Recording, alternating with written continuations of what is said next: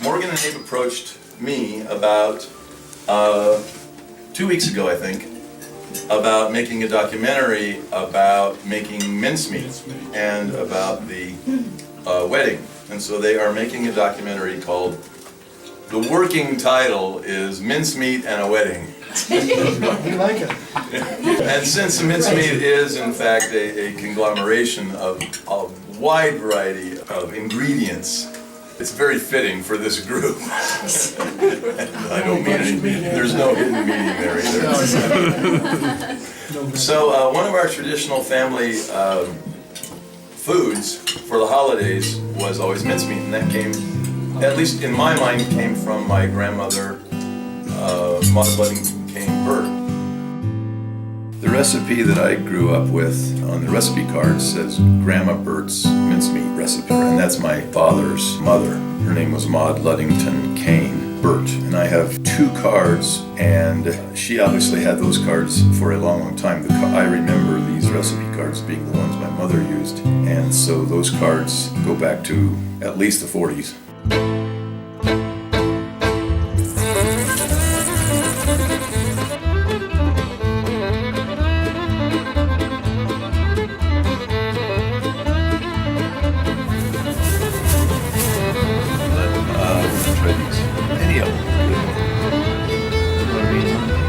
Try to feel Grandma Burt as you pick up these apples, the one she would have wanted you to get. Yep, that must be what I'm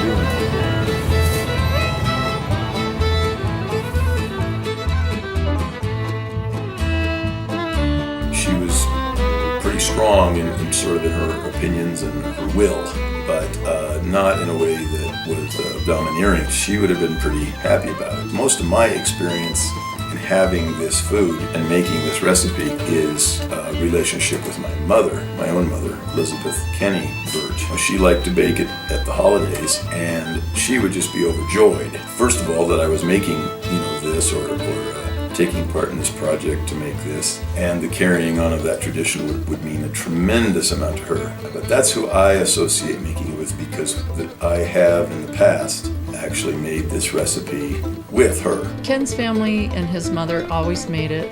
Before she died, they really wanted to make mincemeat together. Her illness, she had cancer for the 4th time, progressed much quicker than any of us expected, and so they didn't get to make mincemeat that last time. And so I think for Ken, this has been kind of a fulfillment and a tribute to his mom to be able to do this with you guys.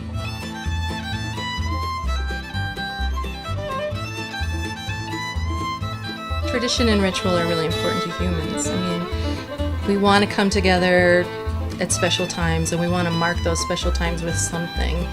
All I'm saying is that I think it's a process in life that these, when you talk about quote-unquote traditions, it isn't that they don't change. It's just that they do evolve. But they are often still rooted in things that go back a ways, sometimes quite a way. Most families have traditions, and we follow traditions, but that's what they were, traditions. You do the same thing every year, year after year, and regardless of the situation, you did the same thing. Tradition is all about ritual, participating in or observing, but preferably participating in some kind of a ritual where there's meaning behind many of the activities that are part of the sequence of the traditional activity, and that they symbolize to the people who are participating in it something important that sort of describes who that group of people is, or reminds that group of people who they are. When we were little kids and our Christmases were a certain way, we didn't really pay much attention to that. I mean, we enjoyed it and we experienced it, but we didn't think about it as a tradition. Then as you get older, you are able to sort those out, and new traditions take the place, and you're more at ease with a person. I don't mean you, but I mean a person is more at ease with what their expectations are.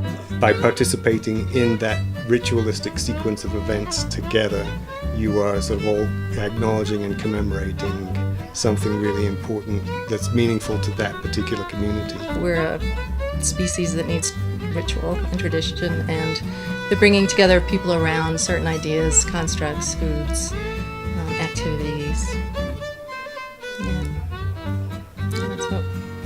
what we need, just to feel connected. So this is the activity that I made for everybody to do right after the wedding ceremony or whatever.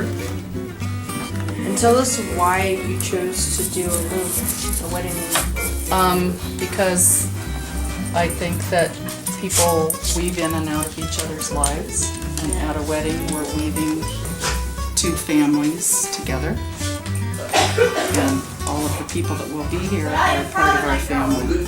I mean, I think the commitment between Sheri and Ken have been there for a long time and a lot deeper and more thorough than probably the majority of people who are married. It's really been good for Ken, and I'm really happy that he found Sheri and you. I've seen him the most grounded and just confident and secure. I mean, I guess I would say he's the happiest I've seen him in his life. He really loves your mom and your family. He loves you guys. He loves the whole family. And I know how that is, having a family myself. I know how good that feels. I can see he feels the same way. So I'm certainly not worried about marriage. I mean, I know they are a little young. But kids are going to do what kids are going to do, so. I like the mincemeat edition. I think it's really cool to have now a Burt tradition, part of the Shortridge family Thanksgiving. So it's really fitting that now that they're getting married, that we have these two traditions. I mean, the whole meal is a Shortridge tradition, but adding the mincemeat to it, I think, is really important, and looking forward to it for years to come. And how do we keep our balance? That I can tell you in one word. Tradition!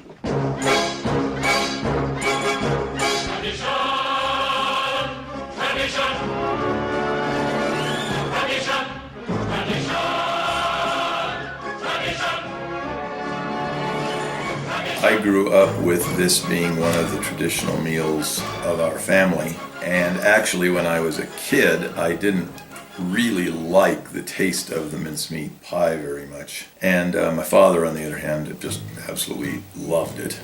First thing that comes to my mind is this image of Dad Yeah. ranting and raving Yeah. about, this is mince pie, this is not mincemeat, and he was so upset that the world was getting away from mincemeat pie. There was no meat in the mince anymore, and it was just a travesty. He was a softie, really. I mean, he was a very kind person and cared about people. But he cared about mincemeat more. We all have our little things, don't we? It should be a good experience for us when we try it. We'll see what the Burt family comes up with. Now, I gotta know, are you doing the hand grinder that's clamped onto the table thing? Yeah, that was a bit of serendipity. We're gonna have to find a meat processor, a Food processor. Thank you, a food processor, and because that'll be much easier. And I thought, yeah, we'll find one because we don't have one. So the first person I called was my neighbor Lena Black, and I asked her, and she said, no, I don't have a food processor. And so I told her what I was looking for, just in conversation. And she said, well, I got a grinder, got a meat grinder. I got one of those. My mom used to always use it to grind up the roast, and said that's what we need to do. So she showed me, and it's almost identical. When I was a kid, growing up in England, my mother used to make mince pies out of mincemeat, but it was always the store-bought mincemeat. It was all fruit, and so there was no real meat in it. It was cold mincemeat, but the only traditional ingredient that dates back centuries is the suet, which is the nasty animal fat that they put in there to bind it and to give it that unique, sort of slightly unusual flavor that mincemeat can have. But my mother always told me about how the original mincemeat recipes used to have basically just whatever came off the animal that people wouldn't normally eat at dinner table, that they'd chop it up and put it into mincemeat and turn it into a pie and add something to sweeten it so you couldn't taste it tasted like crap. And that this became the tradition for mincemeat. Even with pumpkin, with various traditional foods, it's like we think we're supposed to have them at the meal, and pretty soon it's like people aren't really eating much of them. Yeah, mincemeat is kind of gross. And mincemeat was very popular in America in the early parts of being a country, and it's not so much anymore. Don't mind the hired helpers that are coming through. We've got We hired maid service. I never got it. I never liked the taste. I don't eat meat now, so now it's really, I wonder, like, what's all the fuss about? Maybe when it comes to mincemeat, I guess I'm kind of a hater, you know? Sorry. The apple pie. But I may be a hater, but I'm glad the tradition is there. You may ask, how did this tradition get started? I'll tell you. I don't know.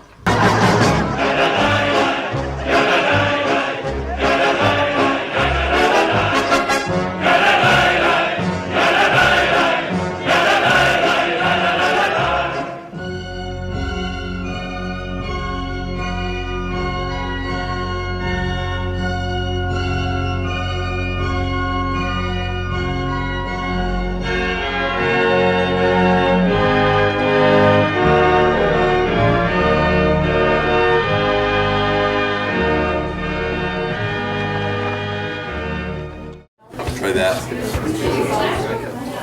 We're gonna see how it tastes.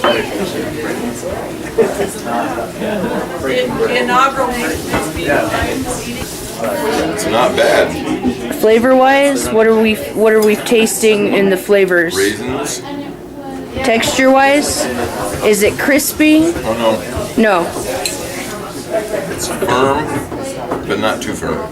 Now, are any feelings of nostalgia coming back to you right now eating this mincemeat pie? No. Any feelings? I'm glad it tastes okay. I'm so happy it tastes okay. This pie is the shit, isn't it? That's a tradition. And I think, you know, when you say we don't have any traditions, I think when you're in the middle of a In the middle of it, you can't see it. When you're in the middle of it, you can't see it. When you're in the middle of something that is a tradition, you can't see it. You know, that's interesting. The whole mincemeat thing. Being Canadian, my grandmother in Canada always made mincemeat for the holidays. Always, always, always. I tried a bite of the mincemeat, and it was as I remembered it. Again, it's one of those things where I feel that starting a new tradition, a tradition that has a lot more feeling, a lot more emotion, a lot more of the feeling and emotion that I've been looking for a long time, I'd rather go with that.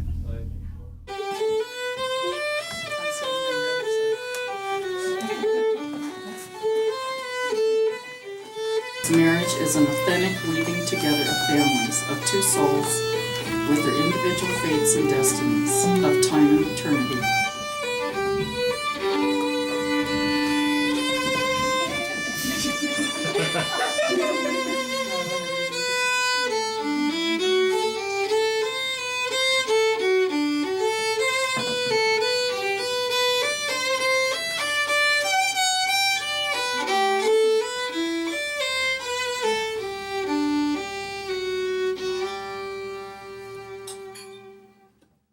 We made the mincemeat, we had Thanksgiving, we had the wedding, and now it's all over finally.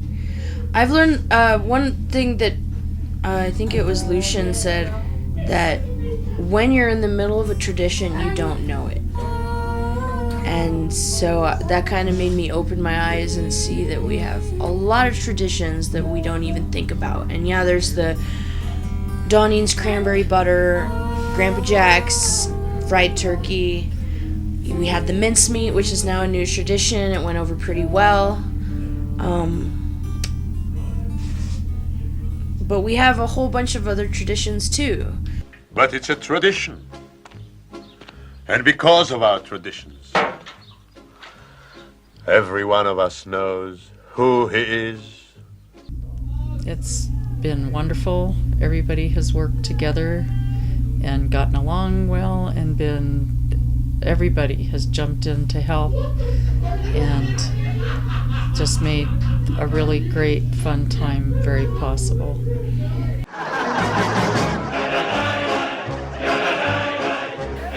Mercutio. Mercutio. Mercutio. Mercutio. Mercutio. Mercutio. You didn't like the way I was saying it before. It's all about Merc. It's all about Merc right now. Clean yourself, get ready for the camera. Oh, you son bitch! What, am I throw a kumquat at you or a Brussels sprout? Throw a Brussels sprout at you. Yeah, son of a... I am not hired help. I'm the eldest daughter of Sheri Shortridge, and I'm not paid to be here. I'm here because I want to be. At last, my love has come along. My lonely days are over, and life is like a song. Oh yeah, at last, the skies above are blue, and my heart was wrapped up in clover. The night I looked at you,